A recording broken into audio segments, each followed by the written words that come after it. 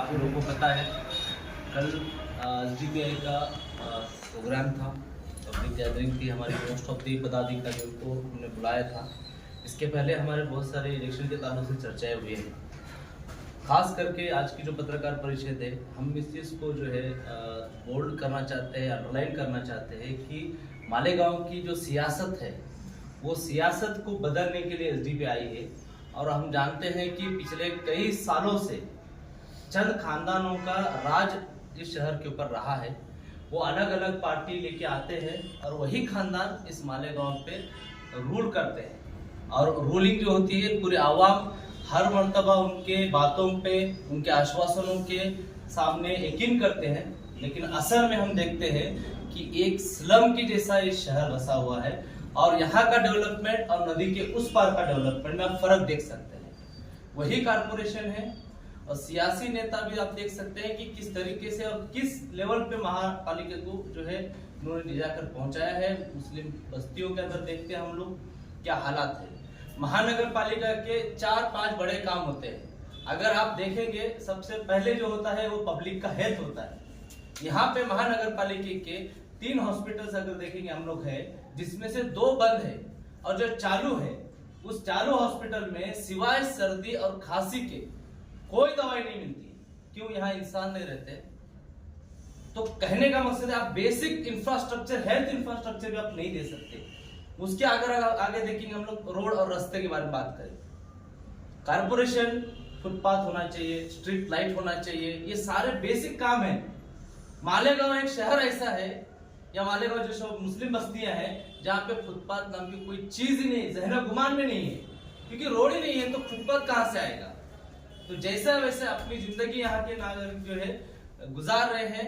और ये जो सब चीजें हुई है, अगर उसके अलावा और भी देखेंगे आप लोग कि ना सिर्फ हेल्थ के ताल्लुक से और ना रोड रास्ते के ताल्लुक से, एजुकेशन के मामले में लीजिए आप लोग। एजुकेशन के अंदर स्कूलें खोलना चाहिए, खुले स्कूल जो है बड़े पैमाने पे होना चाहिए ताकि बच्चे एजुकेशन आगे ले सके और आगे बढ़ सके। लेकिन गौर करने की बात है, यहाँ पर स्कूलें बंद की जा रही है और आवाम को मजबूर किया जा रहा है कि आप जो है प्राइवेट स्कूलों में दाखिला ले लें। तो ये जो सब चीजें चल रही है, ये बगैर राजनीतिक लोगों के हथकंडों के नहीं होती है। ये यहाँ तक नहीं है, इसके आगे आप देखेंगे पीने के पानी के ताल्लुक से।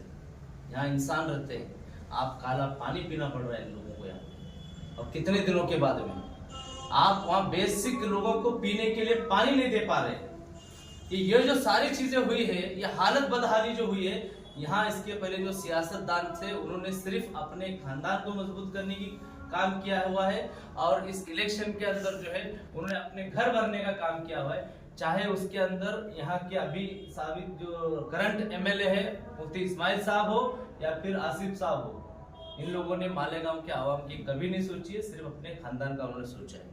उसी तरीके से देखेंगे कि महानगर पालिका के अंदर जो है, ये महानगर पालिका मैं समझता हूँ महाराष्ट्र में सबसे करप्ट महानगर पालिका है, जहां पर 500 करोड़ के टेंडर के तहत में ड्रेनेज का काम की बात करते हैं। उस ड्रेनेज की लाइन के अंदर जो आप देखेंगे हाल क्या हुआ है, सब जगह खुदाई करके रखे हुए, तकरीबन 100 करोड़ से ज्यादा जो है इन्होंने पेमेंट दे चुके हैं। उसके बावजूद इसके अंदर कोई डेवलपमेंट नहीं है। ये लोगों के लिए फायदा नहीं, नुकसान का काम सबब बन रहा है। उसके अंदर कई सारे हादसे पेश आ रहे हैं। तो ये 500 करोड़ के टेंडर के अंदर हम लोग उसमें बहुत सारे डॉक्यूमेंट ले रहे हैं और बहुत बड़ा इसमें घपला नजर आ रहा है। इसके अंदर ना सिर्फ अभी जो करंट नगर सेवक है या सियासी लोग है, इसके अंदर अपोजिशन भी मिला हुआ है। सबने मिलजुल के इसमें अच्छा खासा तगड़े अमाउंट खाई है। आवाम के ड्रेनेज के पैसे खाने की इनकी नौबत आई है। पब्लिक टॉयलेट की बात करें तो पब्लिक टॉयलेट का इनॉग्रेशन तो करते हैं हमारे MLA साहब, लेकिन टॉयलेट बंद के रेडी है लेकिन यूज में नहीं है, वो टूटने के कगार पे आ चुके हैं। वही देखेंगे डमी शिक्षक भर्ती किया गया, टीचर्सों की भर्ती किया गया, डमी दिखाया गया। उसके अलावा कोणार्क जो ये आया है कचरा उठाने का जो भ्रष्टाचार है वो सरेआम नजर पे है। ना सिर्फ इतने सारे चीजें, इंफ्रास्ट्रक्चरल इश्यूज है, कारपोरेशन एक करप्ट कारपोरेशन बन चुकी है। और ये सारे जो है अधिकारी वर्ग भी जो हम जानते हैं कि तकरीबन 15 अधिकारियों के ऊपर करप्शन के आरोप लगे हुए थे। ये सारे के बीच में जो है ना आवाम परेशान है। आज यहाँ के आवाम, रहने वाले आवाम को जो है आज यहाँ के रोहिंग्या मुस्लिम, बांग्लादेशी मुस्लिम के नाम से पहचाना जा रहा है। उन पे केसेस किए जा रहे, उस वक्त में हमारे माजी और आजी आमदार जो है वो सुस्त बैठे हुए थे। आज तुम लोग केसेस लड़ने का नाटक करो, लेकिन जब यहाँ के रहवासियों को, भारत के नागरिकों को जब घुसखोर बताया जा रहा था, उस वक्त में आप रास्ते पे क्यों नहीं आए? आपने आवाज क्यों नहीं उठाई? आपका पक्ष कहाँ था? आपके जो पॉलिटिकल कनेक्शन थे किधर थे?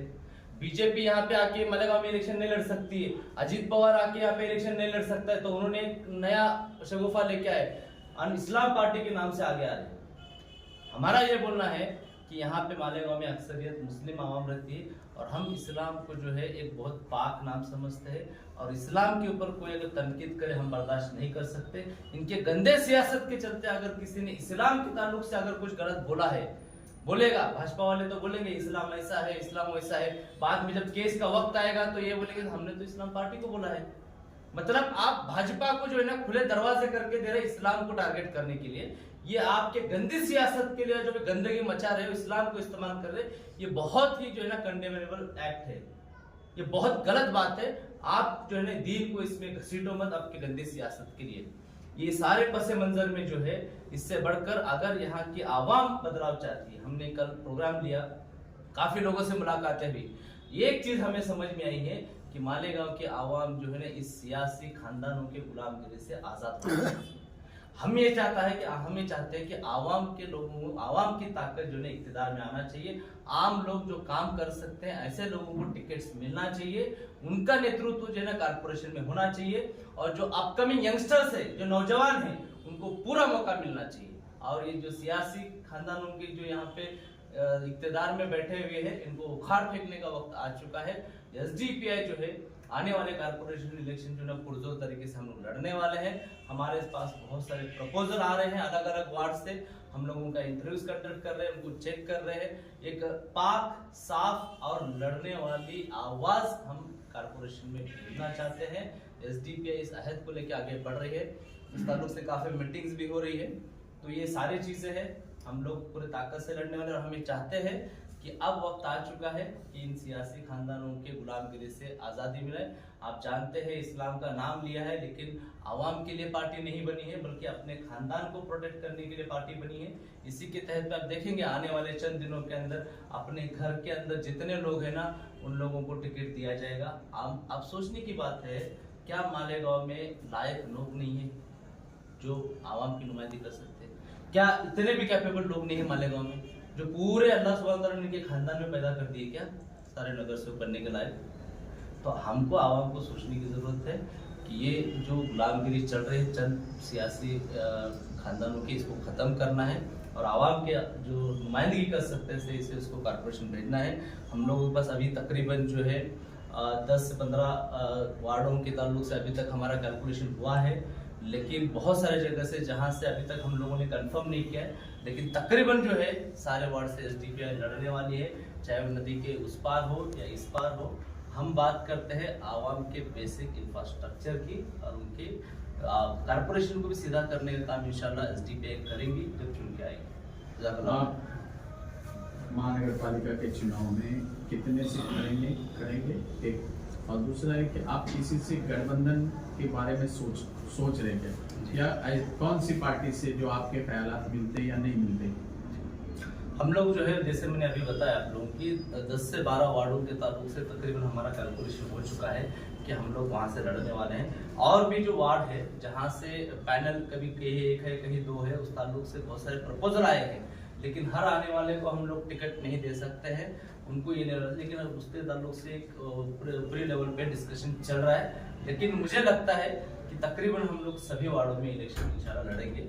और रही बात गठबंधन की, तो इसके पहले से 1 महीने पहले से हमारे पास कुछ प्रपोजल आए हैं, स्टेट लेवल से आए हैं, ना सिर्फ शहरी लेवल से, स्टेट लेवल से भी बहुत सारे पॉलिटिकल पार्टी है जो हम लोग मिनिमम कॉमन प्रोग्राम के तहत में उन लोगों से डिस्कशन चल रहे, चाहे वंचित हो और भी दीगर पार्टीज है, उन लोगों से डिस्कशन हो रहा है, लेकिन कुछ फाइनल इस पे हम लोग अभी तक नहीं पहुंचे। इस ताल्लुक से 3-4 मीटिंग हो चुके हैं, आने वाले इंशाल्लाह 8-10 दिन में एक कंक्लूजन, एक फाइनल डिसीजन में हम लोग पहुंचेंगे।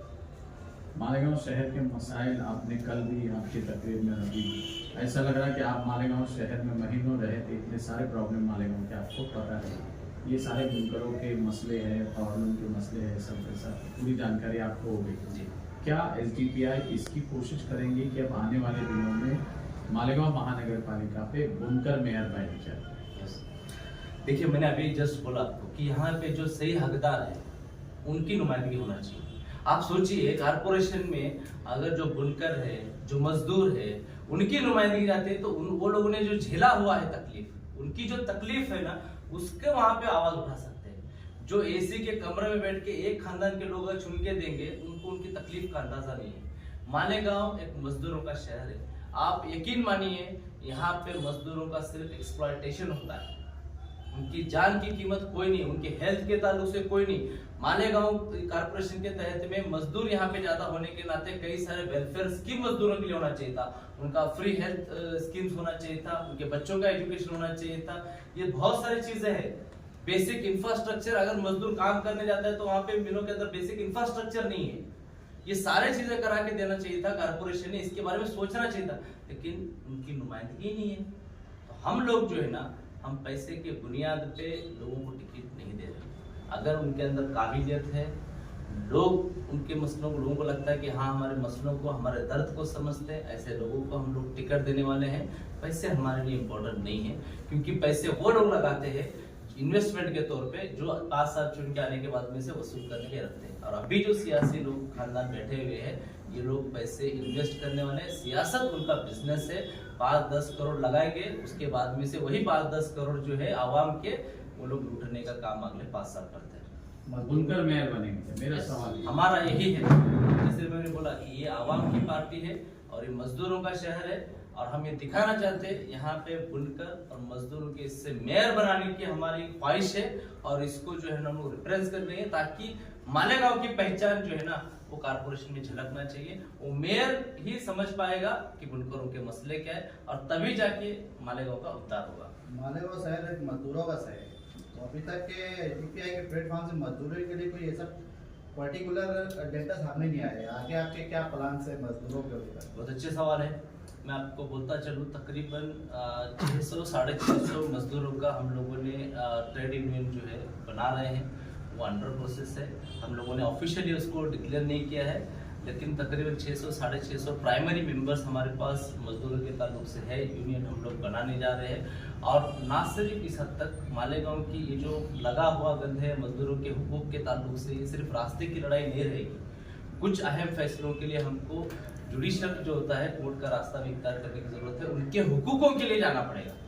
तो इस ताल्लुक से हम प्रोसेस में है। आने वाले महीना या 1.5 महीने में हम लोग ऑफिशियली ट्रेड यूनियन यहाँ पे सोशल डेमोक्रेटिक ट्रेड यूनियन शुरू कर रहे हैं। उसकी बांधनी चालू है, उसके ताल्लुक से स्ट्रक्चर सेटअप चालू है। कचरे के ताल्लुक से बड़ा अमाउंट ठेके पर दिया गया है, लेकिन आज भी आउटर में घंटा गाड़ी नहीं पहुँचती। उस ताल्लुक से आपकी पार्टी से क्या रहा?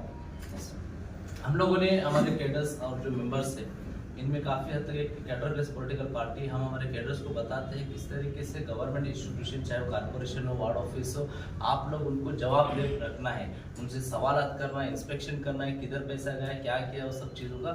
हम कुछ डॉक्यूमेंट्स RTI में मांगे हैं, लेकिन चोर मोहसिन भाई होते वो टाइप में अपने आप को बचाने की कोशिश कर रहे हैं। लेकिन हम लोग जो है लोकशाही के दिन जाके इंस्पेक्शन करके फाइल्स को पूरे गैदर कर रहे हैं। कुछ मालूमात आई है, इसको अगर यहाँ पे एक्शन नहीं ली जाती है तो हम लोग इसको हाईकोर्ट तक लड़ेंगे।